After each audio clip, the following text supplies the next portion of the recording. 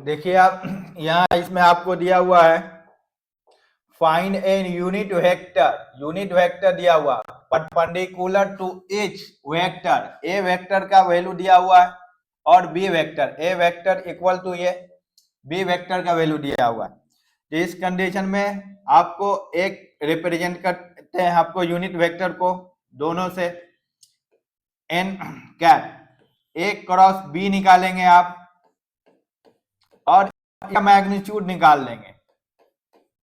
आपका मैग्नीट्यूड आपका आंसर आ जाएगा। Find the unit vector perpendicular to each vector. दो वेक्टर का है ना, तो दो vector perpendicular A cross B और ए क्रॉस बी का मैग्नीट्यूड आपको क्या चाहिए, जो दिया हुआ है आपको लिखना पड़ेगा।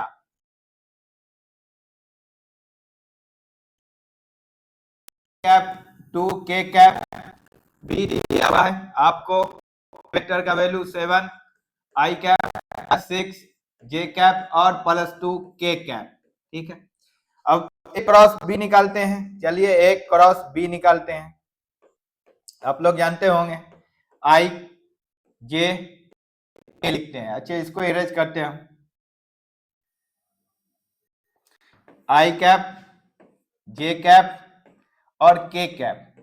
अब ए वेक्टर दिया हुआ है, उसका कोफिशिएंट आई जे के छोड़ना है, साइन को लेना पड़ेगा। पॉजिटिव साइन है तो नहीं लिखते हैं, +6 है +6 लिख दिए। और यहाँ नेगेटिव आप बी वेक्टर का देखिए 7 है और आपको 6 है और 2 है, निकालिए डिटरमिनेंट। तो क्या हो गया, आपको आई लिखना पड़ेगा। 3 घर बना लिया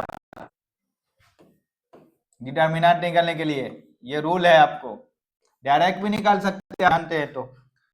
देखिए यहाँ आपको आई कैप जिसका निकाल रहे हैं उसका कूलम और रॉ हटा के जो बचा है वो लिखिए। तो क्या बचा, 6 बचा है, 2 बचा है और 6 और 2 बचा है। देखिए लिखा है, फिर इसको हम इरेज करते हैं।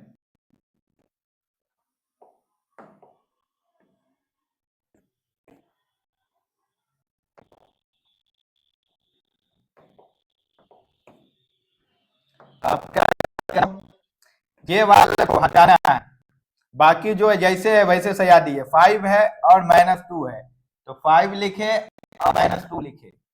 फिर कहा 7 लिखे और 2, 7 जैसे लिखा है वैसे लिखे हम, 7 2 हटाते हैं हम, काम हो चुका है। आप ऐसे नहीं कट कीजिएगा एग्जाम में। इसको देखिए, आप क्या बचा, के का डिटरमिनेंट लिखना है, लिख लिए 5 और 6, 5 है और 6 है, और क्या है 7 है और 6 है, 7 है और 6 है, हो गया आपका। देखिए यहाँ फाइनल क्या आएगा आपको, ये भूल गए।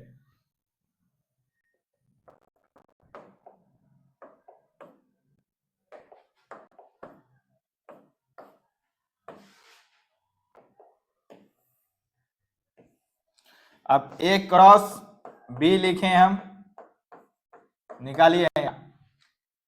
12 आएगा, ये माइनस माइनस, यहाँ पे माइनस रहता है, प्लस यहाँ 12, तो कितना 24 हो जाएगा। आई कैप माइनस है, जे कैप लिखते हैं। इससे मल्टीप्लीकेशन करेंगे 10, इससे मल्टीप्लीकेशन करेंगे आपको क्या आ जाएगा, 14, 14 और 10 कितना हो गया आपको, या माइनस माइनस प्लस हो गया, हिडन रहता है ना वो आपको 24, तो 24 लिख दीजिए आप। फिर प्लस के है, के लिखते हैं, के को इरेज करते हैं, के को लिखते हैं बाद में, पहले तो कोफिशिएंट लिख लेते हैं। फिर देखिए यहाँ इससे मल्टीप्लीकेशन करेंगे कितना आएगा आपको 30, 30, और इससे मल्टीप्लीकेशन करेंगे तो माइनस, तो कितना आएगा 42 माइनस आपको 30, 30 अगर माइनस करेंगे तो कितना आएगा 12 आ जाएगा। तो यहाँ आपको 12 आ जाएगा। ठीक है, आप क्या करेंगे, एक क्रॉस निकल चुका है, अब इसका मैग्नीट्यूड निकलना है। तो एक क्रॉस बी और इसका मैग्नीट्यूड सब पे स्क्वायर डाल दीजिए ब्रैकेट में लेके। माइनस हट जाता है, आपको माइनस ले भी सकते हैं। इसको सॉल्व कीजिए तो 536 आएगा इसका वैल्यू। इसका वैल्यू आएगा 576, इसका आएगा 144। इसको आप प्लस करेंगे तो 1296 आएगा। ये आपका 36 का स्क्वायर है। तो ये आपको ए वेक्टर ए क्रॉस बी भी आया, ए क्रॉस बी का मैग्नीट्यूड भी आया। क्या आया आपको? ए क्रॉस बी का मैग्नीट्यूड आया आपको 24 आई कैप और माइनस 24 जे कैप और का प्लस 12 के कैप डिवाइडेड बाय कितना आएगा? 36। इसको इरेज करते हैं हम।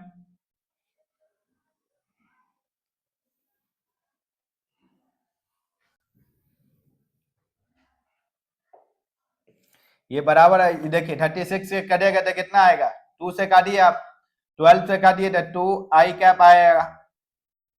नहीं तो अलग अलग हम सेपरेट ही कर देते हैं, काट के स्प्लिट कर दीजिए इसको।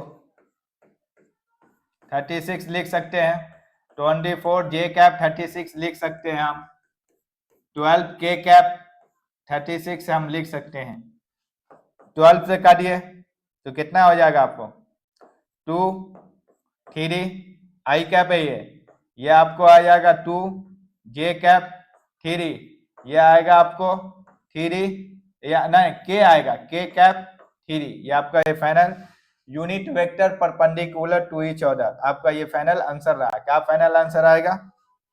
2 आई कैप डिवाइडेड बाई 3 और क्या माइनस 2 बाई 3 जे कैप और क्या आएगा प्लस के कैप 1/3 आया। ये फाइनल आंसर।